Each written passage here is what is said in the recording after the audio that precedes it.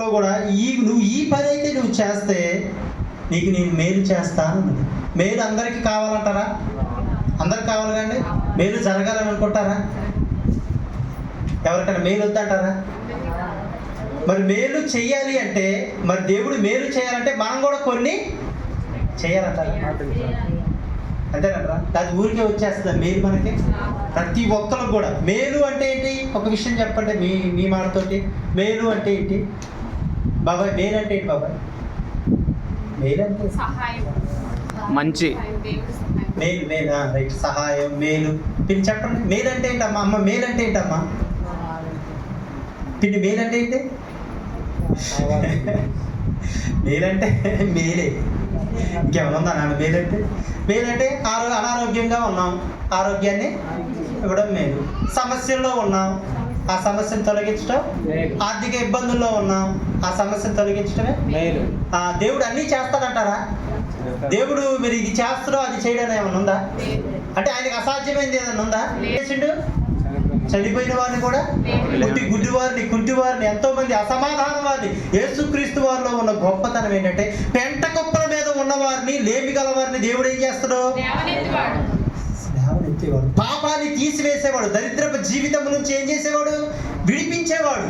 ఒక సమాధానకరమైన ఒక సంతోషంలో దేవుడు మనకు అనుగ్రహించేవాడు. ఎవరైనా యేసుక్రీస్తు వారు. మేలు ఎప్పుడు దేవుడు మనకి మేలు చేయాలని ఎప్పుడు అనుకుంటాడు. ఎందుకంటే దేవుడు ఈ లోకమును అనగా ఎవరిని? మనల్ని ఎంతగానో దేవుడు ప్రేమిస్తున్నాండి. నేను చెప్పే దేవుడు ప్రేమిస్తుండగా మనందరినీ కూడా దేవుడు ఎంతగానో ప్రేమిస్తుండు. నీ అభివృద్ధి చూసి దేవుడు ఏం చేయాలనుకుంటుండో? సంతోషించాలనుకుంటున్నాడు. నువ్వు బాధపడితే నీకంటే ఎక్కువగా ఆయన బాధపడదు. నువ్వు సంతోషిస్తే నీకంటే ఎక్కువగా ఆయన సంతోషిస్తాడు. హల్లెలూయా! నాకు దేవునికి స్తోత్రం. హల్లెలూయా! మరి మేలు చేయాలంటే మనం ఏం చేయాలి? మేలు అందరికి కావాలి కదా. అసలు మేలు చేయాలంటే మనం ఎలా ఉండాలి? బైబిల్ గ్రంథం ఏం చెప్తుంది? మనకు మేలు కావాలి, మేలు జరగాలి, మన కుటుంబానికి మేలు కావాలి, మన కుటుంబంలో ఉన్న బిడ్డలకి మేలు కావాలి, మన పరిస్థితులన్నీ కూడా సమస్యలన్నీ తొలగించబడి ఒక మేలుకరమైన ఆశీర్వాదకరంలో మనం నడిపించబడాలంటే మనమేమి చేయాలి? అర్థమవుతుందండి? మనమేమి చేయాలో ఈరోజు మనం నేర్చుకుందాం. అంటే ఈరోజు వాక్యం ఏంటంటే మనము బైబిల్ గ్రంథం ఏది చెప్తుందో అది ఖచ్చితంగా చేయాలి. అంటే జాగ్రత్తగా అండి. దేవుడు ఈరోజు మనతో మాట్లాడుతాడు. ఈరోజు దేవుడు మనతో మాట్లాడుతాడు. ఈ మాటను ఇక్కడే వదిలేసి వెళ్ళడం వల్ల ఏ ప్రయోజనము? మనకి మేలు వస్తుంది అంటారా? ఎన్నంగా ప్రభువా నువ్వెందుకు చేయవంటే, అదే విన్నముగా ప్రభువా నువ్వెందుకు చేయవంటే, నువ్వు విన్నావు రైటే, విన్నదాన్ని చెయ్యాలి, అనుసరించి నడుచుకోవాలి, అప్పుడే నీకు మేలు కలిగిద్ది. హల్లెలూయా! దేవునికి స్తోత్రం. అందరూ కూడా రెండు చేతులు దేవునికి స్తోత్రం. హల్లెలూయా! మన జీవితంలో మన బిడ్డల పట్ల మన జీవితంలో మేలు జరగాలంటే మొట్టమొదటిసారిగా యోగు గ్రంథం 22:21 జాగ్రత్తగా ఉంటే అందరూ కూడా డైవర్ట్ అవుతున్నారు, పక్కకు డైవర్ట్ అవుతున్నారు స్పీడ్గా. ఆయనతో సహవాసం చేసిన నీకు సమాధానం కలుగును, అలాగున నీకు మేలు కలుగును. ఈ మాట చూడండి అందరూ కూడా. ఆయనతోటి సహవాసము చేసిన ఎడల నీకు సమాధానము కలుగును. తర్వాత ఏం కలిగిద్దంట? అలాగుననే నీకు మేలు కూడా. అంటే మనకి మేలు కలగాలంటే మనం ఏం చేయాలి? ఆయనతో మనం మేలు ఏం కావాలి? సహవాసము. ఆయనతో సహవాసం చేస్తే మనకి ఏమొస్తుందంట? చిన్న పిల్లలకు చెప్పినట్టు చెప్తాను నేను. ఎందుకంటే 10 సార్లు ఎందుకు చెప్తాను మీకు అర్థం కావాలి, అది మీ హృదయంలో నాటబడాలి. అంటే మనకి మేలు ఎలా వస్తుంది? సహవాసము చేస్తే. ఎవరితోటి? దేవునితో సహవాసం చేస్తే మనకి మేలు అనేది అనుగ్రహిస్తారు. నీకు ఏ మేలు కావాలో, నీకు ఏది అవసరమో, దేని కొరకు దేవుణ్ణి అంటే దేవుని సన్నిధిలో గోజాడుతున్నావో, ఏది అవసరమో, ఏది ఆశిస్తున్నావో, ఏ మేలు కొరకు నువ్వు ఎదురు చూస్తున్నావో ఆ మేలు జరగాలి అంటే మొట్టమొదటిసారిగా అంటే నువ్వు ఆయనతో సావాసం చేయాలి. సావాసం అంటే ఏంటి? ప్రశ్న. సావాసం అంటే ఏంటంటే రైట్ ఫ్రెండ్షిప్ అంటే ఇంగ్లీష్ కాదు, ఆయన దగ్గరగా ఉండాలి. స్నేహితులు అంతేనండి. సహవాసం అంటే ఏంటి? స్నేహం చేయాలి. ఒకరోజు జాగ్రత్తగా అండి, ఒకరోజు బట్టిగా ఆయనతో దగ్గరగా ఉండి, రెండో రోజు మానేసి, మూడో రోజు ఉండి, నాలుగో రోజు మానేసి, ఐదో రోజు ఆ సహవాసమేన అంటారా?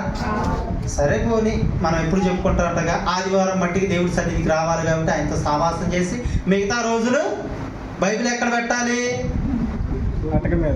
మంచి మంచి అలమరలు తయారు చేయించారు చాలా మంది, ఆడ పెట్టి మళ్ళీ ఎప్పుడు మళ్ళీ ఆదివారం మళ్ళీ ఏం చేయాలి? దాన్ని దులిపి మళ్ళీ దూరంగా మరి మీద పడిద్ది కదా. అర్థమవుతుందండి నా మాట? సావాసం అంటే ఏమనుకుంటున్నారు? సావాసం, దేవుడితో సావాసం అంటే ఏంటి? ఆయనతో మాట్లాడటం, ఆయన స్తుతించాలి, ఆయన వాక్యం చదవాలి, స్తుతించాలి, ఇంకా ప్రార్థన చేయాలి, ఇంకా మాట్లాడాలి. అర్థమవుతుందండి? చాలా మందికి జాగ్రత్తగానండి, ప్రార్థన అంటే మహా ఇసుకు. ఏంటి? ప్రార్థన రావటం అన్నా, ప్రార్థనలో గడపటం అన్నా, ప్రార్థన చేసుకోవటం అన్నా యమా ఇసుకు. చాలా మంది కూడా ఏమంటారు, చాలా మనసోట కదలే కానీ బయట ఏర్పడతా ఉంటుంది, ఈ పాస్టర్ గారికి పొద్దాక పని లేదు, అంటే ఊకే ప్రార్థన లేనా? ఏంటంట? ఊకే ప్రార్థన లేనా? ఎప్పుడంటే ప్రార్థన పెట్టుకోవాలి, ఈ ప్రార్థన చేయాలి, ఈ ప్రార్థన అంటే ఊకే ఏముంటా మా పనులు మేము చేసుకోవద్దా? ఏంటంట? మా పనులు నేను చేసుకోవద్దా? ఎట్ట మా పనులు ఎట్ట? ఊకే గంట సేపు ప్రార్థన అంటున్నారు, అర్ధగంట సేపు ప్రార్థన అంటున్నారు, మీరు దగ్గరగా ఉండాలంటున్నారు, ఎట్ట కుదిరింది? ఏంటమ్మా? అంతేనండి. కానీ దేవుడు ఏమంటున్నాడు? నీకు మేలు జరగాలి అంటే ఆయనతో మాదిరికరంగా, ఆయనతో సావాసం ఖచ్చితంగా చేయాల్సింది, లేకపోతే మేలు అనేది జరిగిద్దా? ఏంటి? ఫస్ట్ ఏంటంటే ఏం చేయాలి మనము? దేవుని ఒక్కసారి మీరు పరీక్షించుకోండి. ఈ ఆదివారం భక్తి చేస్తున్నారు, ఇంటికి వెళ్ళిన తర్వాత అసలు భక్తి చేస్తున్నారా అని ఆలోచించుకోవాలి. ప్రతిరోజు దేవుని అంటే దేవుని సాయంకాలం కానీ పొద్దుడు కానీ మనం ప్రార్థన చేస్తాంగా, నేను దేవుడితో కరెక్ట్గా ఉన్నానా? దేవుడితో సావాసం చేసిన ఈరోజు దేవుడితో అంటే దేవుడు స్తుతించానా? దేవుడు ఒక్క వాక్యమైన టీవీలో కానీ సెల్లులో కానీ అంటే ఒక్క వాక్యమైన నేను విన్నానా? ప్రార్థన కనీసం ఒక అర్ధగంట సేపు అయినా నేను చేసుకున్నానని ఆత్మ విమర్శన అంటారా? అంతేనా? చేసుకోవాలి మనం. ఒకసారి తెలుసుకోవాలి. మనం ప్రతిరోజు కూడా మనల్ని మనం పరీక్షించుకోవాలి. దేవుడితో సావాసం చేయకుండా దేవుని వదిలేసి అనేక చోట్లకి తిరుగుతూ ఉంటాం. మనం ఏమైనా ప్రయోజనం ఉందా? అంటదో పెట్టన కొట్టడం అంట. వేటగాడు ఏం చేస్తాడు? ఆ రోజే వెళ్తాడు వేటకి, ఓ పెట్టన తెస్తాడు, ఆ రోజే పొయ్యిలో పెట్టి తెల్లారి పొద్దున ఏం చేయాలి? అర్థమవుతుందండి నా మాట?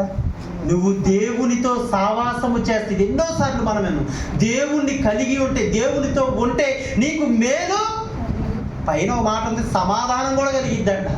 ఆ తర్వాత విషయం, నీకు మేలు జరగాలి అంటే నువ్వు ఆయనతో సావాసం చేయాలి. ఇసుగు ఉండకూడదు, ఆసక్తి ఉండాలి. అర్థమైందండి? ఆసక్తి అనేది ఏమి అవ్వాలంట? మాంద్యులు బద్ధకంగా ఉండకండి. బద్ధకంగా పని చేయవాడు ఏమైందంట? దరిద్రుడు అవుతుంది. శ్రద్ధగా పని చేయవాడు ఒక పనికి వెళ్ళి బద్ధకంగా పని చేయండి అంటే పిలిచి, నువ్వు రేపు వద్దునా టాటా బాయ్ బాయ్. సరే ఆయన చెప్పడం తర్వాత సంగతి. బద్ధకంగా పని చేస్తే మనకి ఎంత భారంగా ఉంటుందండి? అవును, అర్థమైందండి? బద్ధకంగా ఒక పనికి వెళ్ళు, మనకు సాయంత్రానికి డబ్బులు రావాలి, బద్ధకంగా నీరసంగా భారంగా పని చేస్తే ఎలా ఉంటుంది? అసలు ఎక్కలేని నీరసం ఎప్పుడు అయిపోద్దని పొద్దాక. దేవుడి విషయంలో అంటే ఆసక్తి ఎందుకు ఏమవ్వకూడదు? దేవుడితో సావాసం చేయటానికి, దేవుడితో గడపటానికి మనం మాంద్యులుగా ఉండకూడదు. ఎందుకంటే ఆయనతో సావాసం చేస్తేనే నీకు మేలు కలిగింది. ఆయన మేలు ఎటువంటిది? కంటికి అర్థమవుతుందండి? మనుషులు కూడా మేలు చేస్తారు కానీ అది కొంతవరకు. కానీ దేవుడు చేస్తే మేలు, నాకు కావాలా మేలు? ఆ మేలు చేయాలంటే ఏం చేయాలి? దేవుడితోటి ఖచ్చితంగా ఒక్కసారి దేవుని సన్నిధిలో ఒక్కసారి. ఇప్పుడు మీకు అర్థమైంది నేను ఎంతవరకు దేవునిలో కరెక్ట్గా ఉన్నాను, దేవునితో ఎంతవరకు నేను సావాసం చేస్తున్నాను, కనీసం ఒక గంటన దేవుడికి నేను ఇస్తున్నాను. ఒక్కసారి మీరు చూసుకోవాలి. ఏంటి మీరు పరీక్షించుకో. అర్థమవుతుందండి? మొట్టమొదటిసారి సావాసము చేసినప్పుడు. రెండోది ఇంకా మనకి మేలు జరగాలి అంటే కీర్తన గ్రంథం 34:10 స్పీడ్కి తీయాలి, ఎందుకంటే వాక్యాలు కొద్దిగా ఎక్కువ. సింహ పిల్లలు లేమి గలవై ఆకలి కొను, యెహోవాను ఆశ్రయించే వారికి ఏ మేలు కొదువై ఉండదు. పిల్లలారా మీరు చాలు జాగ్రత్తగా రండి. 34:10 ఏమున్నది అంటే, సింహపు పిల్లలైన లేమి గలవి ఆకలి కొనునేమో గాని ఆయన్ని ఆశ్రయించిన వారికంట ఏ మేలు కూడా మనకు తెలిసింది. ఎన్నోసార్లు మనం చెప్పుకున్నాం. అంటే మేలు కలగాలి అంటే అంటే ఆయన ఏం చేయాలంట? మేలు కలగాలంటే ఏం చేయాలంట? దేవుణ్ణి ఆశ్రయించాలి. ఈ మాట జాగ్రత్త గుర్తుపెట్టుకోండి. దేవుణ్ణి ఆశ్రయిస్తేనే మనకు మేలు కలిగింది. అర్థమవుతుందండి? ఇప్పుడు కొంతమంది భక్తులు పెద్ద అంటే సేవకులు లాంటి భక్తులు ఎలా ఉండేవారంటే చిన్న చిన్న విషయాలు కూడా దేవుణ్ణి ఆశ్రయిస్తారు. అర్థమవుతుందండి? చిన్న చిన్న విషయాలకి. ఇప్పుడు భక్త సింగ్ గారని సేవకులు, హెబ్రోన్ సంఘం సేవకులు ఏం చేసేవారంటే, అంటే ఆయన చెప్పిండు ఒక మాట. ఏం చెప్పిండంటే, కొంతమంది వ్యక్తులంట ఇప్పుడు షాప్కి వెళ్ళి మనం ఏదైనా వస్తువులు కొనుక్కోవాలనుకోండి, షాప్కు బయలుదేరుతాం. వస్తువులు కొనుక్కోవాలి, బట్టలు ఏదైనా, ఒకసారి చెప్పింది కదా మీకు, బట్టలు ఏదైనా వస్తువులు కొనుక్కోవాలనుకోండి, మనం ఏం చేస్తాం? గప్పున ఏం చేస్తామండి? గబగబా ముందర డబ్బులు తీసుకొని, డబ్బులే కావాలి, డబ్బులు తీసుకొని వెళ్ళి కొనుక్కొని వస్తాం. అక్కడ నష్టపోతామో ఏమీ తెలవదు. కానీ అంట చిన్న చిన్న విషయాలకు కూడా ఏంటంటే చిన్న విషయమే కదా, ఏముందో డబ్బులు తీసుకెళ్ళి. కానీ కొంతమంది భక్తులు అంట, ప్రభువా నేను ఇదిగో ఈ అవసరం మీద నేను వెళ్తున్నా, నా డబ్బులు వ్యర్థం అవ్వకూడదు, నా సమయము, నేను విసుగు, నేను ఎక్కడికి వెళ్ళాలో నన్ను పంపించు, ఎలా ఏం కొనాలో నన్ను కొనిపించు అని ఏం చేసి చిన్న చిన్న దానికి కూడా ప్రార్థన చేసుకుంటారు. చూడండి, కొంతమంది భక్తులకి ఎలా ఉంటుందంటే ప్రార్థన చేయడానికి కూడా దీనికి కూడా చేయాలి. కొంతమంది పనికి వెళ్ళే ముందర కూడా, వ్యాపారానికి వెళ్ళే ముందర కూడా, వ్యవసాయానికి వెళ్ళే ముందర కూడా, చేస్తున్నప్పుడు కూడా, ప్రభువా పగలు ఎండ దెబ్బ నాకు తగలకూడదు ప్రభువా, ఈ రోజంతా కూడా నువ్వు నాకు కాపుదలకూడదు ప్రభువా. ఏముంది? ఒక్క నిమిషం కూర్చొని, ఏంటి ఒక్క నిమిషం, ఎంత నిమిషం 2 నిమిషాలు కూర్చొని పోయి ఆయన మన భారము మొత్తం కూడా ఆయన మీద వేస్తే ఏముంది? మన భారం ఆయన మీద వేయటం అంటే ఏంటి? జాగ్రత్త ఇచ్చినాడు. మన భారము ఆయన మీద వేయటం అంటే ఆయన ఆశ్రయించటం. ప్రయాసపడి రంబనడు దేవుడు, ప్రయాసపడి భారం మోస్తున్న సమస్త జనులారా రండి, వస్తే మీ భారాన్ని నా మీద వేయండి, నా విశ్రాంతి నీకు ఇస్తాను. కానీ వచ్చిన వాళ్ళు ఏం చేస్తున్నారు? వారి భారాలే నాన్న, వారి భారాలు నాన్న నువ్వే మోసుకుంటున్నావు, నాన్న నా మీద వేయి, నా దగ్గర విశ్రాంతి, నా విశ్రాంతి నువ్వు తీసుకో. లేదు ప్రభువా, నువ్వు వచ్చినా కానీ అంటే నేను నీ సన్నిధికి వచ్చినా కానీ నేనే మోస్తున్నామని చాలా మంది అంటున్నారు. నా మాటలు అర్థమవుతున్నాయండి? అంటే ఆయన ఆశ్రయించడం అంటే మన భారము మొత్తం కూడా, నువ్వు తెలివి గలవాడివే అవ్వచ్చు, నీకు శక్తి ఉండొచ్చు, నీకు బలమే ఉండొచ్చు, ఏదైనప్పుడు కూడా నీ జ్ఞానము అంతా కూడా వ్యర్థము. నువ్వు ఎటువంటి నీకు ఆ పనికి అంత ఖచ్చితంగా జరిగిందని తెలుసు, అయినా కూడా దేవుని మీద నువ్వు ఆధారపడాలి, దేవుణ్ణే ఆశ్రయించాలి. హల్లెలూయా. దేవుడు ఒక మాట అంటాడు కదా, 118:8 అంటాడు, మనుషులని నమ్ముట కన్నా యెహోవాను ఆశ్రయించుట మేలు అంట. జాగ్రత్తగా అంట. ప్రతి చిన్నదానికి కూడా. ఒక సేవకురాలు రాజమండ్రి జాన్వేశ్రీ గారి భార్య అంట, సరే నేను ఆమెకంట ఓడవటం చేత కాదంట. అంటే వాళ్ళు పెద్దోళ్ళు కదా, ఓడవటం చేత కదంట. చీపురు పట్టుకుందంట, పట్టుకొని ఎలా ఓడవాలో ఏంటని, ప్రభువా నాకు ఈ ఓడవటాన్ని నేర్పించు ప్రభువా అని అడిగిందంట. దేవుడిని అడగొచ్చు అంటారట? చెప్పాలి. దేవుడిని అడగొచ్చు అంటారు, అడగొచ్చు అంటారు. ఇప్పుడు సీఎం గారు చంద్రబాబు నాయుడు గారు ఉన్నారంటే ఆయన దగ్గరికి వెళ్ళి, అంటే సీఎం గారు మా ఇంటి ముందల నీళ్లు నిలుస్తున్నాయి, అవి తీసేయండి అని అడుగుతున్నా. ఎందుకడ పిలిచి నీకేమైనా బుద్ధి ఉందా, నీకేమైనా బుద్ధి ఉందా, ఇంత పెద్ద వ్యక్తిని నువ్వు పెద్దది అడగాలే కానీ చిన్నది అడుగుతావా అని ఆడుతూ. కానీ మన దేవుణ్ణి చూడండి, రాజులకే ప్రభువులకే అంత గొప్ప దేవుని చిన్న విషయం కూడా అడిగినా పలుకుతున్నాడు. అర్థమవుతుంది అన్నమాట. ఎప్పుడు డోరు కొట్టినా కూడా ఈ సమయం ఆయన వినడు, ఈ సమయం ఆయన నిద్రపోతాడు అంటే కుదిరితే నిద్రపోతాడంటారా, ఆయన జోల పాట పాడాలంటారా? హల్లెలూయా, దేవునికి స్తోత్రం. ఎప్పుడు నువ్వు ఒకసారి చెప్పిన అర్ధరాత్రి లేచినా కూడా బిడా అంటారు ఇంగ్లీష్లో ఆయన దేవే ఏమంటున్నానా, ఐఎమ్ వే ఏనా, ఐఎమ్ హియర్ అంటే ఏంటన్నా, నేను ఎక్కడే ఉన్నాను. ఎప్పుడు లేచినా ఎప్పుడు ప్రార్థన చేసినా ప్రభువా నువ్వు మంచం మీద, ఒకవేళ నువ్వు మంచంలోంచి లేచి మోకరించకపోయినా నువ్వు మనస్ఫూర్తిగా ప్రభువా అంటే అక్కడ కూడా ఆయన ఆలకిస్తాడు. అర్థమవుతుందండి నా మాటలు మీకు అర్థమవుతున్నాయండి? నువ్వు మనుషులను ఆశ్రయించొద్దు. ఎందుకు ఆశ్రయిస్తున్నావు మనుషుల్ని? మనుషుల వైపు ఎందుకు చూస్తున్నావు? నువ్వు రాజుల వైపు ఎందుకు చూస్తున్నావు? వాళ్ళు ఏదో సహాయం చేస్తారు, వీళ్ళు సహాయం చేస్తారు, మనకెందుకు? మన దేవుడు గొప్పవాడు, నువ్వు నమ్మట్లేదా? దేవుడు చెయ్యడా? ఎందుకు నీవు అప్రమకం అవుతుంది? అర్థమవుతుందండి?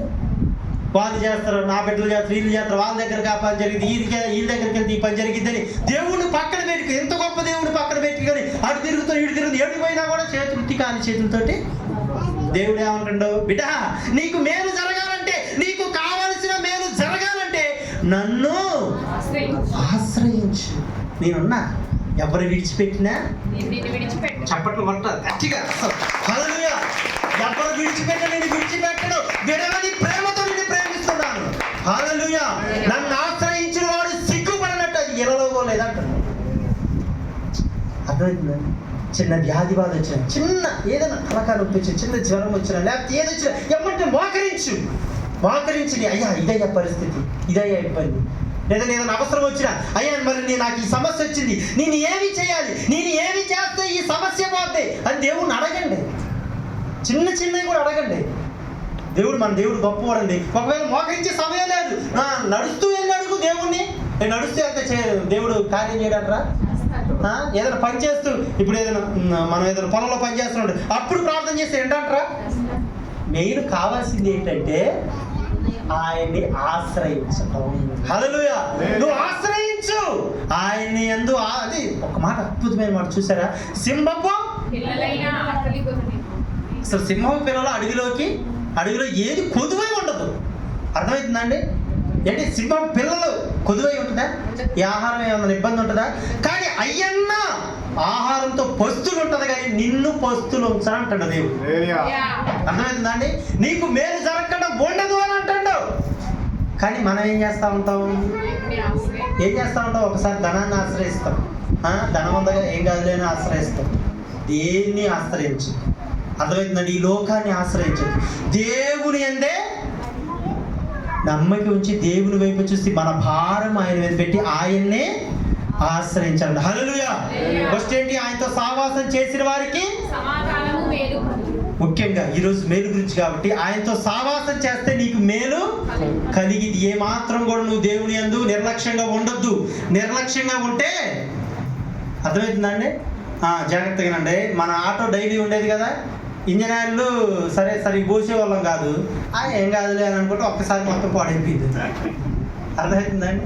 నిర్లక్ష్యం దేనికి కూడా ఉండొద్దు. ఇప్పుడు బీపీ ఉన్న వాళ్ళు ఒకరోజు ట్యాబ్లెట్ మానేస్తే, షుగర్ ఉన్నవారు ఒకరోజు ట్యాబ్లెట్ మానేస్తే, జ్వరం వచ్చిన వాళ్ళు ఏం కాదులే అని చప్పటి కాకుండా ఉంటే ఏంటంటే నిర్లక్ష్యం ఉంటుందండి? ఉండదు నిర్లక్ష్యం. హల్లెలూయా. దేవుని కూడా నిర్లక్ష్యం చేయకండి. ఏం కాదులే, చిన్నదే కాదే, దేవునికి ఇష్టం లేదు, చిన్నగా అనుకోవచ్చు. ప్రతిరోజు కూడా ఈ రోజు నుంచి ఏం చేయండి అంటే, జాగ్రత్తగా ఉంది, ఈరోజు ఏం చేయండి అంటే ఒక చిన్న రాయి తీసుకొచ్చి రోజు వచ్చి మీ ఇంటి ముందులో మూలన వేయండి. ప్రతిరోజు చేయండి. 2 సంవత్సరాల తర్వాత ఏమైంది? పేరకపోతే అర్థం చేసేది మామూలు నేను చెప్తాను. అర్థమవుతుందండి? దేవుని విషయంలో ఏదైనా కూడా నువ్వు నిర్లక్ష్యం చేసావంటే అట్ట పేరకపోద్ది అన్నమాట. ఏం కాదులే అని అనుకోవద్దు.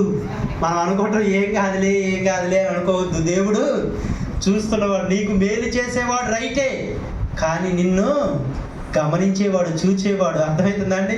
నీ హృదయ మనుషులు ఏం చేస్తారు? పై రూపాన్ని చూస్తారు, పర్లేదు అంట. కానీ దేవుడు ఏం చేస్తాడు? హృదయం. ఆయనతో సావాసం చేయాలి, ఆయన ఏం చేయాలి? ఆశ్రయించాలి. హల్లెలూయా, దేవునికి స్తోత్రం. ఏ మాత్రము కూడా నువ్వు నీ గురించి నువ్వు ఆలోచించుకోద్దు. ఇందాక సహోదరుడు పాడండి కదా, భయము లేదుగా, దిగులు లేదుగా, యేసుని నమ్మిన. ఆమేన్. అందరూ దిగులు లేదుగా, యేసుని నమ్మిన. అంతేనా? తర్వాత ఏంటంటే, విడువడు నిన్ను, ఎడబాయడు నిన్ను, మాట ఇచ్చిన దేవుడు నిన్ను పడాలి. మాట ఇచ్చిన దేవుడు నిన్ను మరచిపోవునా. భయము లేదుగా, దిగులు లేదుగా. హల్లెలూయా. అందరూ రెండు చేతులు దేవునికి స్తోత్రం. అందరూ రెండు స్తోత్రం, రెండు చేతులతో. హల్లెలూయా, దేవునికి స్తోత్రం. దేవుణ్ణి నమ్మి ఆయన సన్నిధికి వచ్చిన తర్వాత నీకు భయపడాల్సిన అవసరం లేదు. కొంతమంది బీపీలు తెచ్చుకుంటారు. ఏం తెచ్చుకుంటారంటే, దేవుడు నమ్ముకొని కూడా బీపీలు తెచ్చుకుంటారు. కొంతమంది ఏం చేస్తారు? షుగర్లు కూడా తెచ్చుకుంటారు. టెన్షన్ తట్టుకోలేక కొంతమంది జుట్లు తీసుకుంటారు. ఏం అవసరం ఏంటి? ఏం అవసరం లేదు. రెండు చేతులు ఆయన వైపు చాపండి. అంతే. ఆయన ఆశ్రయించిన వారికంట ఈ మీరు నిన్ను ప్రేమిస్తున్నాడు ఆయన. హల్లెలూయా, దేవునికి స్తోత్రం. హల్లెలూయా. మరి ఇంకా మనకి మేలు జరగాలి అంటే ఏం చేయాలో చూద్దాం. ఎఫెసీయులకు రాసిన పత్రిక, నీ తండ్రిని తల్లిని సన్మానింపు, అప్పుడు నీవు భూమి మీద దీర్ఘాయుష్మంతుడవద్దు. ఇక్కడ చూడండి ఒక మాట. ఎఫెసీయులకు రాసిన పత్రిక పౌలు గారు 6వ అధ్యాయము 2వ వచనం. ఇక్కడ ఒక మాట చాలా అర్థం. మనకి మేలు కలగాలి అంటే అందరూ కూడా వినవలసింది ఏంటంటే, తండ్రిని తల్లిని సన్మానించాలి. ఎందుకు సన్మానించాలి? మనకి మేలు కలగాలి అంటే తండ్రిని తల్లిని మన పెద్దవారిని ఖచ్చితంగా ఏం చేయాలి? సన్మానించడం అంటే ఏంటండి? శాలువ వేసి పూల బుకే మంచిగా చూసుకోవటం. ఏంటంట? మంచిగా చూసుకోవడం, గౌరవించి. ఎందుకు చేయమంటున్నట్ట చెప్పరేంటండి? తల్లిని తండ్రిని సన్మానించమంటుండవు. మనకి మేలు కలగటానికి వాళ్ళని మంచిగా చూసుకుంటే మనకి మేలు వచ్చి పడిద్దండి. ఒక విషయం మనకి జాగ్రత్తగా ఉంది. ఈ లోకంలో అన్నిటికంటే ఈ లోకరీతిగా అన్నిటికంటే కష్టం ఏంటంటే పిల్లల్ని పెంచడం. అర్థమవుతుందండి? అర్థం కదా? ఈ లోకరీతిగా అన్నిటికంటే కష్టమైన పని ఏంటంటే పిల్లల్ని పెంచడమే. ఎందుకంటే వాళ్ళు కుదురుగా ఉంటున్నారండి, మాట వింటున్నారండి, వాళ్ళు ఎటు పోయి ఎటు తిరిగిపోతారు, లేకపోతే ఏదైనా ఇబ్బందిగా ఏ చికాకు తట్టుకొనగా. హల్లెలూయా. చూడండి, ఎంతో కష్టం నిజంగా. అయినా కూడా భరించి తల్లిదండ్రులు ఏం చేస్తారు? పిల్లల్ని పెంచుతారు. కానీ ఇప్పుడు మా పిల్లలు ఉన్నారండి, వాళ్ళు కూడా చికాకు చేస్తారు. అయినా కూడా ఓపికతోటి పెంచుతారు. అప్పుడు నేను వాళ్ళు పెద్దోళ్ళు అయిన తర్వాత, మంచి స్థితిలో ఉన్న తర్వాత, అప్పుడు నేనేం ఆశిస్తా? వాళ్ళు నన్ను మంచిగా చూడాలి అని ఆశిస్తే తప్పేమంటారు? మరి మన తల్లిదండ్రులు కూడా మన చూసి అంతేనా అండి? చాలా మంది ఏం చేస్తారంటే పిల్లలను ప్రేమించినంతగా తల్లిదండ్రులు ప్రేమించరు. పిల్లల్ని మమ్మల్ని దెబ్బ తగిలినా అమ్మో అయ్యో అంటారు. కానీ తల్లిదండ్రుల విషయంలో అంతే కదండి. వాళ్ళు కూడా అలా క్రమంగా వచ్చినా కానీ దేవుడి వాక్యం ఏం చెప్తుంది? ఏం చేయాలంట? అంటే చూడండి, తల్లిదండ్రుని విడిచి భార్యనే హత్తుకోవాలి, రైటే. కాకపోతే తల్లిదండ్రులు ఏం చేయాలంట? గౌరవించాలి. వాళ్ళని ఏం చేయకూడదు? బాధ పెట్టకూడదు. ఎందుకంటే వాళ్ళు పాపం ఎన్నో కష్టాలు పడి, ఎన్నో సమస్యలు పడి, తినక ఏం చేస్తున్నారు? మనం పెంచట్లేదండి, మనం కూడా పెంచుతున్నాం కదా. పెద్ద దిగిన తర్వాత మన చిన్నుగాడు అలా జరగకూడదులే కానీ నన్ను కొద్దిగా ఎదిరించినట్టు నాకు ఎట్లా ఉంటుందండి? అంత బాధ ఉంటుందండి. నేను తిరగ నీకు పెట్టింటారు ఆయన అనిపిస్తుంది కానీ. హల్లెలూయా.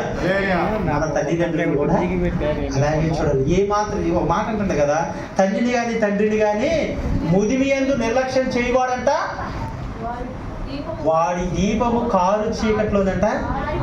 మనం మంచి స్థితిలో ఉన్నామంటే వాళ్ళ, అవునా కదండి? దేవుడు అంట తల్లిదండ్రులంట సంరక్షణగా పెట్టిండంట. అర్థమవుతుందండి? వాళ్ళు మనం ఏమాత్రం కూడా అదొక ఆజ్ఞగా ఇచ్చిండు. ఏమంటుండో పాత నిబంధనలో ఒక ఆజ్ఞ ఉంది కదా, నీ దేవుడైన యెహోవా నీకు అనుగ్రహించిన దేశంలో నువ్వు దీర్ఘాయుష్మంతుడు అవునట్టు నీ తల్లిని తండ్రిని సన్మానించాలి. అంతే, గౌరవించాల్సింది. ఇంక లేదు, ఇంకా ఆప్షన్ ఏం లేదు. హల్లెలూయా. వాళ్ళ కష్టం, వాళ్ళ బాధ ఒకసారి మనం గుర్తు తెచ్చుకోవాలి. ఎందుకంటే ఇవన్నీ కూడా దేవుడు ఏం చెప్తుందంటే, నీకు మేలు కలగాలంటే నీ తల్లిని నీ తండ్రిని సన్మానించాలి. ఇంకో విషయం కూడా ఉంది వాక్యం ఏంటంటే, ఆ తల్లిదండ్రులు సన్మానించాలి కానీ పిల్లలకు కూడా అంట ఏనా, పిల్లలు కూడా ఏం చేయాలంట, కోపం రేపకూడదు తల్లిదండ్రులు. ఇది కూడా ఉంది మరి. కోపం పిల్లలు అంటే మా తల్లిదండ్రులు ఏం చేయాలి, పిల్లలకు కోపం రేపక ప్రభు బోధలోను ప్రభు శిక్షలోను పెంచాలి అంట. తల్లిదండ్రులు ఏం చేయాలి, సన్మానించాలి. భార్యను ఏం చేయాలి చెప్పాలి, భార్యను ఏం చేయాలి, భర్తను ఏం చేయాలి. ఇవన్నీ మనకు తెలుసు, అన్నీ తెలుసు కానీ ఏంటండి, కానీ చేయడానికే కొద్దిగా సరే. హల్లెలూయా. దేవునికి స్తోత్రం చెప్పండి అందరూ. ఏంటి మొట్టమొదటిసారిగా ఏంటి మనకి మేలు జరగాలి అంటే సావాసం చేయాలి. తర్వాత ఈ మాటలు మర్చిపోకుండా అమ్మ దయచేసి మనం వింటున్నాంలే కానీ ఇంటికి పోయిన తర్వాత ఆ మాటలు గుర్తు పెట్టుకుంటున్నామా, ఆ మాటల ప్రకారం జీవిస్తున్నామా, దేవుడు ఉన్నాడని ధైర్యంగా ఉంటున్నామా అని ఒకసారి పరీక్షించుకొని ఇంటికి వెళ్ళిన తర్వాత అయిపోయిందిలే ఈరోజు భక్తి, అమ్మయ్య మళ్ళీ ఆదివారం చూసుకుందాంలే అనుకోవద్దు. అర్థమవుతుందండి? అమ్మాయి అట్టగట్ట అయిపోయింది, 2 గంటల సేపు కూర్చోను, ఎంతో భారంగా ఎంత మాత్రం అనుకోవద్దు. ఈ వాక్యాన్ని మనము విని ఏం చేయాలి, మా వాక్య ప్రకారం నడుచుకుంటేనే మనకి మేలు అనేది జరుగుతుంది. అర్థమవుతుందండి? సావాసం చేయాలి, ఆయన యందు ఆయన ఆశ్రయించాలి. తర్వాత తల్లిని తండ్రిని ఇంకా మనకి మేలు జరగాలంటే ఇంకో మాట ఉంది. 133:1 133 కీర్తన కదా. 133 అంటే కీర్తనకి అర్థమే కదా. సహోదరులు ఐక్యత కలిగి నివసించుట ఎంత మేలు, ఎంత మనోహరము. ఎంత మేలు, ఎంత మనోహరం. చాలా. ఇంకా మనకి మేలు జరగాలంటే ఏం చేయాలంట? సహోదరులు అంటే ఎవరు? జాగ్రత్త. సహోదరులు అంటే ఎవరండి? సహోదరులు అంటే ఎవరు? ఒక్క చెల్లెళ్ళు అన్నదమ్ములు. మన సంఘ బిడ్డలు, మన సహోదరులు. అంటే సహోదరులు అంటే రక్త సంబంధికులు అవ్వచ్చు, ఏంటి మన సంఘ బిడ్డలు అవ్వచ్చు. అంటే అలా అందరితో ఎలా ఉండాలంట? నువ్వెంత అంటే నేనెంత అంటే ఉండాలంటారా అండి? ఏమవ్వాలంట? ఐక్యత కలిగి ఉంటేనే అది మేలంట. ఇక్కడ ఏమంటే అహరోను తల మీద పోయబడి గడ్డం మీదుగా కారి తన అంగీ అంచుల వరకు దిగజారిన. ఇక్కడ జాగ్రత్తగానండి, ఇక్కడ సహోదరుల గురించి చెప్తూ 2 సహోదరుల గురించి చెప్తున్న జరుగుతుంది. ఎవరంటే ఆయన మోషే గారు, అహరోను. ఇద్దరు కూడా వాళ్ళు ఎవరు? అన్నదమ్ములు. ఇద్దరు కూడా దేవుని సేవకై వచ్చిన వారు. ఏంటి, దేవుడు ఎన్నుకుంది మోషే గారిని. మోషే గారు అన్ని సమస్తం చూసుకునేవాడు. కాకపోతే ఈయన మట్టిగా ఒక కుడి భుజం లాగా ఉండేవాడు. ఆఖరికి వచ్చేసరికి దేవుడు ఏం చేసిండంటే, మోషే నువ్వు పక్క నుండిలే కానీ అహరోను నువ్వు యాజకుడుగా మారు అని చెప్పిండు. ఆ మాటలు అర్థమైనా? ఇప్పుడు మోషే సమస్తం చేసేవాడు. మోషేనే ఎన్నుకుంది దేవుడు ఇశ్రాయేలు ప్రజల్ని ఐగుప్తు దేశం నుంచి కానాన్ దేశం నడిపించడానికి. కాకపోతే చివరికి వచ్చేసరికి యాజకుని చేసింది ఎవరినే? అహరోన్ని, తన అన్నయ్యని చేసిండు. ఇప్పుడు మోషే ఏమన్నాడు, ప్రభువా నేను ఇంతగానో నేను చేస్తా ఉంటే నన్ను యాజకుని చేయకుండా, నా వంశస్థుని యాజకుని చేయకుండా నా అన్న నా సహోదరుని యాజకుని చేయటం ఏంటని అన్నడా? మోషే గారి దగ్గరికి వెళ్ళి దేవుడు ఏం చెప్పిందంటే, నీ యొక్క అన్నని అభిషేకించు అన్నప్పుడు ఏం చేసింది తెలుసా అండి? మనస్ఫూర్తిగా ఆ యొక్క తైలం ఏం చేసిందంటే తల మీద నుండి ఆ యొక్క అంగీ అంచుల వరకు దిగజారినట్లు పరిపూర్ణమైన మనస్సుతో ఏం చేసిందంటే ఆయన ఆశీర్వదించింది. అదే ఐక్యత అంటే. అర్థమవుతుందండి? ఏంటంట అదే ఐక్యత. హల్లెలూయా. అందరూ 2 చేతులు దేవునికి స్తోత్రం. హల్లెలూయా. జాగ్రత్తగానండి. అషరాపేటలో ఒక ఏరయ్య గారు అని ఉన్నారంట. తెలుసా ఏరయ్య గారు ఎవరన్నా? తెలవదా? అషరాపేటలో ఏరయ్య గారు అని ఒక ఆయన ఉందంట. ఆయన పెద్ద బంగ్లా కట్టిండంట. జాగ్రత్తగా తినాలి. అమ్మ కూర్చోండి వాక్యం చెప్పేటప్పుడు అస్సలు లేకూడదు, ఏ మాత్రం కూడా లేకూడదు. అది కూర్చోబెట్టండి. ఇక్కడ ఉండి చెప్పేది ఏదో ప్రిపేర్ అయ్యి చెప్పేది ఏమి ఉండదాడు. ఒక్క ఇట్లా కూర్చొని చక్కగా కుర్చీలు మంచిగా ఉన్నాయి కానీ చక్కగా గోడ మంచిగా ఉంది కానీ ఇట్లా ఆలోచిస్తాను తన వాళ్ళు వినట్లేదు అని గాబ్జీ అంట. మీరిన్న ఇంట్రెస్ట్ని బట్టి దేవుడు మాట్లాడతాడు. హల్లెలూయా. ఎక్కడ దాకా వచ్చిన మనం ఏరయ్య గారి దగ్గరకు వచ్చాం. ఎక్కడున్నా ఏరయ్య గారు? అషరాబాద్లో పెద్ద బంగ్లా కట్టినాడు. ఆయనకు ఒక కారు ఉందంట. జాగ్రత్తగా ఆయన వ్యాపారము మంచి స్థితిలో ఉన్నట్ట, అద్భుతంగా ఉన్నట్ట. అసలు నిజంగా ఆయన చూస్తే పచ్చగా ఉన్నట్ట. ఎక్కడుండ ఆయన? ఎర్రయ్య గారు. ఆయన మనం పట్టించుకుంటావా? ఆయన ఎంత అభివృద్ధి పొందో పట్టించుకుంటావా? మన పక్కోడు కొద్దిగా పచ్చకుంటే ఏం చేస్తాం? మన సహోదరుడు కొద్దిగా పచ్చగా ఉంటే ఏం చేస్తాం? మన పక్కోడు స్థితులు కొద్దిగా మార్చబడితే ఏం చేస్తాం? ఏమనండి, హృదయంలో ఏమనిపిస్తుంది? అసూయ. చెప్పాలి. ఏమొచ్చేస్తుంది? ఎవరో ఎక్కడో మంచి స్థితిలో ఉండవు, వాళ్ళు పట్టించుకో.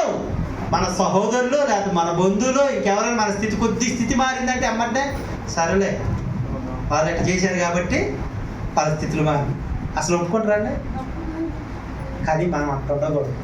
మనకి మేలు జరగాలి అంటే ఇక్కడ కూడా దేవుడు అంటాడు, నీకు మేలు జరగాలి అంటే ఏం చేయాలంట? నువ్వు ఐక్యత కలిగి ఉండాలి. ఒకరినొకరు ఏంటి యోగ్యులుగా ఏంటి? మోషే గారిని ఏం చేసిండు? ఆయన ఎన్నుకుంటే ఆయన పక్కన పెట్టి తన అన్నని యాజకుడిగా దేవుడు చేస్తే సరే ప్రభువా అది నీ చిత్తమే అని మనస్ఫూర్తిగా తైలాభిషేకం ఏం చేసిండు? ఆశీర్వదించిండు. ఏ మాత్రం కూడా ఆయనలో అసూయ కానీ ఈర్ష్య కానీ ఏమీ లేదు. అందుకే జాగ్రత్తగా ఉండే దైవ బిడ్డలుగా మనం ఏంటంటే సహోదరులందరం కూడా ఏమవ్వాలి? ఎలా ఉండాలండి? ఒక్క ఏళ్ళతో ఏమైనా పని చేయగలమా? రెండు ఏళ్ళతో ఏమైనా పని చేయగలమా? అర్థమవుతుందండి? ప్రేమించిన వారిని ప్రేమిస్తే ఏమీ ఉండదండి. మనల్ని ప్రేమించిన వారిని కూడా సహోదరుల్లో ఉన్న గుణం అదే. మనం ప్రేమించిన వారు కూడా ప్రేమించే గుణం మనలో ఉండాలి. మనం ఎప్పుడు కూడా ఎలా ఉండాలి? ఐక్యతగా ఉంటేనే ఏంటంట ఒక పిడికిలి ప్లేస్ అంటే మనకి మేలు జరిగింది. ఎవరైనా మంచి స్థితిలో ఉన్నారనుకోండి, వారి కొరకు ఇంకా ప్రార్థన చేయి, నీకు మేలు కలగటానికి. అయ్యా ఏసయ్యా వాళ్ళ స్థితులు మారింది, మా స్థితులు ఎప్పుడు మారుతూ ప్రభువా. ఇది ఏ ప్రార్థన అంటారా? అసూయతో ప్రార్థన. నీ స్థితి మార్చలేదని నువ్వు బాధపడుతున్నావా? వాళ్ళ స్థితి బాగుందని బాధపడుతున్నావా అంటాడు దేవుడు. అర్థమైంది అన్నమాట. హల్లెలూయా. దేవునికి స్తోత్రం. దీనిలో ఐక్యత ఉండాలి. ఐక్యత అంటే తెలుసా అండి? ఐక్యత అంటే ఏంటండి? అందరి మాట ఒక్కట. ఎవరైనా ఒకళ్ళు పెద్దోళ్ళు ఉన్నారనుకోండి, వాళ్ళ మాట చెప్పారనుకోండి, వాళ్ళ మాటకే వీళ్ళు మాట నేను వినేది, వీళ్ళు చెప్పేది ఏంటని అంత మాత్రం కూడా. ఎవరైనా సంఘంలో ఒక అభిప్రాయం చెప్పారనుకోండి, దానికి ఏం చేయాలి? వీళ్ళు చెప్పాలా, వీళ్ళు మనకు చెప్పాలి అంటే ఎట్ట అయిపోద్ది? ఎవరైనా పని చేస్తున్నారు, వాళ్ళు ఏం చేయాలి? మీరే చేస్తారా పని, మేము చేయలేమా అని మాత్రం కూడా ఉండకూడదు. అర్థమైందంటే వాళ్ళు పురుగొనపాలి, వాళ్ళ కొరకు ప్రార్థన చేయాలి. అది కూడా నీకు మీరే. అర్థమవుతుందండి? వారి కొరకు నువ్వు ప్రార్థన చేయాలి. ఏంటి? మన కుటుంబంలో ఎవరికైనా సమస్య వచ్చినప్పుడు మనం ఎంత బాధపడతాం, ఎంత వేదన పడతాం, ఎంతగా దేవుని ఎందుకు గోజాడతాం. అర్థమవుతుందండి? మరి మన సంఘములోని సరే సంఘమే కాదనుకోండి, ఎవరైనా దైవ బిడ్డలు అనుకోండి, ఎవరైనా బాధపడితే దైవ బిడ్డలే కాకపోయినా పక్కవారు కూడా ఏదైనా ఇబ్బంది పడినా కూడా భారం కలిగి ఉండాలండి. అది నీకు దేవుడు ఇచ్చి నీకు ఆయుధం చేతిలో పెట్టిండు, ప్రార్థన అనే ఆయుధం. నీ ప్రార్థన వల్ల ఏమైంది? అక్కడ స్థితిగతులు మార్చబడతాయి.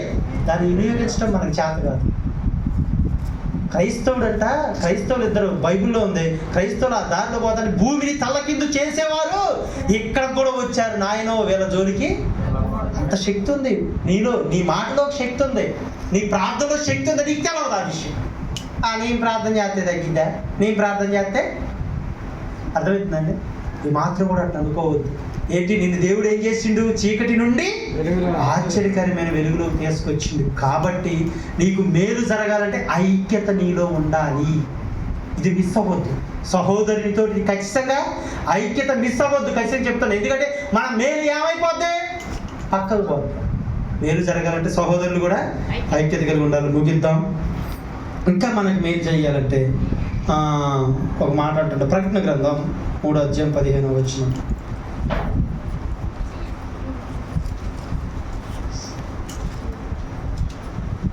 నీ క్రియలను నేను ఎరుగుదును. నీవు చల్లగానైనను వెచ్చగానైనను లేవు. నీవు చల్లగానైనను వెచ్చగానైనను ఉండిన మేలు. నీవు వెచ్చగానైనను చల్లగానైనా ఉండక నిలువెచ్చగా ఉన్నావు గనుక నేను నిన్ను నా నోట నుండి ఉమ్మివేయని ఉద్దేశించుతున్నాను. చాలు. ఈ మాట ప్రకటన గ్రంథం 3వ అధ్యాయం 15వ వచనంలో ఒక మాట ఉంటుంది. నాకెళ్ళి చూడండి, అందరూ ఆలోచించకండి. ఇంకా ముగించేసుకుందాం, ఒక 10 నిమిషాలు పావుగంటలు ముగించేసుకుందాం. చల్లగానైనను ఉన్నా నీకు మేలే, ఇటు వెచ్చగానే ఉన్నా నిలువెచ్చగా ఉంటే ఏమైందంట? అర్థమైందండి? ఇటు చల్లగానైనను సరే, ఈ చల్లగా ఉన్నామనుకోండి, ఈ లోకంలో ఉన్నామనుకోండి, కొన్ని అనుభవించే కొన్ని లోక అనుభవం కొన్ని ఉంటాయి కండి, కొన్ని అనుభవిస్తాం. చివరికి వచ్చేసరికి ఏమవుతావు? మాట్లాడలేదండి. చివరికి వచ్చేసరికి ఏమైతే ఈ లోకంలో ఉన్నాం అనుకోండి, ఈ లోకంలో ఉన్న వాటిని మనం అనుభవిస్తున్నాం అనుకోండి, ఈ దేవుడు అంటాడు కదా, మరి చివరికి ఏమైతే ఈ లోకంలో ఉన్న వాళ్ళు ఏమండి? చల్లగా అండి. ఈ లోకంలో ఉన్న వారి పరిస్థితి చివరికి వచ్చేసరికి ఏమైందండి? పడిపోతారు. చల్లగా ఉంటే ఏమైంది? నరకపు పాత్రలుగా మార్చబడుతుంది. ఈ లోకంలో ఉంటే ఓకే, సరే ఈ లోకాన్ని అనుభవిస్తూ చివరికి వచ్చేసరికి నరకానికి వెళ్తాం, ఓకే బాగానే ఉంది. ఇటు వెచ్చగానే ఉన్నా కూడా అంట వెచ్చగా ఉండటం అంటే ఏంటి? వెచ్చగా ఉండటం అంటే ఏంటి? నువ్వు భక్తి చేయటం, దేవుడితో సావాసం చేయటం, దేవుని ఆశ్రయించటం. ఇప్పుడు నేను చెప్పిన ఇవన్నీ ఏంటిది? సహోదరుల ఐక్యత కలిగి ఉండటం ఏంటి? మనుషులు నమ్ముట కన్నా రాజులు నమ్ముట కన్నా దేవుని ఆశ్రయించటం, దేవుడితో సావాసం కలిగి ఉండటం, దేవుడితో ఉండటం, దేవుడితోటి అంటే గడపటం. దీన్ని ఏమంటారు? వెచ్చగా. ఇప్పుడు చూడండి, ఎట్టున్నా ఈ రకంగా ఉన్నా మరి అటు ఇటు 2 పడవల మధ్యన కాలు వేస్తే ఏమైందంట? ఏమైందండి? మునిగిపోతుంది. దేవుడు ఒక మాట ఏమంటాడు? నువ్వు వెచ్చగానైనా ఉండు, చల్లగానైనా ఉండు, నువ్వు వెచ్చగా ఉన్నామనుకోండి ఏమైపోతుంది? ఒక విషయం నేను చెప్తా. మొన్న భద్రాచలం ఈ ఆటో గురించి నేను వెళ్ళొచ్చా. క్షమిస్తాడు కానీ వేషధారి భక్తి కదండి, వేషధారి భక్తి క్షమించు. ఇప్పుడు మనుషులు ఏముందండి, మనుషులు సినిమా హాల్తో పక్కన కూడా, సినిమా హాల్లోకి వెళ్ళింది అనుకోండి, ఆ హాల్లో కూడా దేవుడు కూడా పక్కన. మరి విడపడు కదా, నువ్వు ఎక్కడ పోతే అక్కడ కొత్తడు తప్పదు. ఏం చేస్తావు? దేవుడు కూడా తీసుకెళ్తాం మనం. అంతేనా? నా మాట అర్థమైందా? దేవుడు కూడా తీసుకెళ్తాం. మనం ఎక్కడున్నా, ఏ ప్రదేశంలో, ఏ చెడు ప్రదేశంలో ఉన్నా అక్కడ కూడా దేవుడు వాగ్దానం చేసిండు. మాట ఇచ్చిన దేవుడు భరుస్తుడా? మరాడు. హల్లెలూయా, దేవుడికి స్తోత్రం. అందుకే దేవుడు అంటుండు, ఇటు వెచ్చగానైనా ఉండు, చల్లగానే ఉండు, నీకు మేలే. కానీ నువ్వు వెచ్చకుంటే ఏంటట? మన పరిస్థితులు తారుమారు, కొన్ని సమస్యలు పడతాం, కొన్ని ఇబ్బందులు పడతాం. ఈ లోకము కావాలి, దేవుడు కావాలంటే ఇది అర్థమండి. అంతే, నా మాట అర్థమైందండి? ఉంటే లోకంలో ఉండు, లేకపోతే దేవుళ్ళు అటు ఇటు కానీ భక్తి చేసినది నన్ను ఎవరు చూస్తారు? ఎందుకని నన్ను ఏం పట్టించుకోండి, ఏ మాట అన్నా కూడా నా ఇష్టం లేదు అని అనుకుంటే అది కొద్దిగా ఇబ్బందిగా ఉందా చెప్తా అంటే? ప్రతి మాటకు మనం లెక్కప్ప చెప్పాలి. అర్థమవుతుందండి? ప్రతి విషయానికి కూడా మనం దేవుడికి లెక్కప్ప చెప్పాలి. దేవుడు మనం చూస్తున్నాడు. అర్థమవుతుందండి? దేవుడు మన మాట వింటున్నాడు, మనకు గమనిస్తున్నాడు. మన తల్లిదండ్రులే పిల్లల్ని ఎంతో గమనిస్తారు. వీడి పరిస్థితి ఎలా ఉంటుంది, ఈ స్థితి ఎలా ఉంటుంది ఎంతో గమనిస్తారు. దేవుడు ఇంకెంత గమనించాలి నిన్ను నన్ను? మన చూపు కూడా దేవుడు గమనిస్తాడు. మన హృదయంలో ఏది ఉందా, ఆ చెడు ఉందా, మంచి ఉందా కూడా దేవుడు గమనిస్తాడు. అందుకే దేవుడు అంటాడు, నీకు వెచ్చగా ఉంటే ఎంత మేలు. ఈ లోకంలో దేవుడు నిన్ను ఆశీర్వదిస్తాడు, నీ స్థితిగతులు మారుస్తాడు, నీకు తోడుగా ఉంటాడు. ఇక్కడ నుంచి వెళ్ళిన తర్వాత కూడా ఆ పరలోకంలో నిత్య రాజ్యంలో దేవుడు నీకు చోటిస్తాడు. అర్థమవుతుందండి? ఈ జీవితకాలం మట్టికే క్రీస్తునందు నిరీక్షించబడిన వారుగా మనం ఉండకూడదు కదా. ఈ జీవితకాలం మట్టికేనా దేవుడు మనకి ఈ లోకంలోనే, ఈ లోకం మట్టికే, ఈ లోకంలో మనం దీవించాలి, ఈ లోకంలో ఆశీర్వదించాలి, ఈ లోకంలో ఉన్నత స్థాయి పోవాలి, అంతేనా?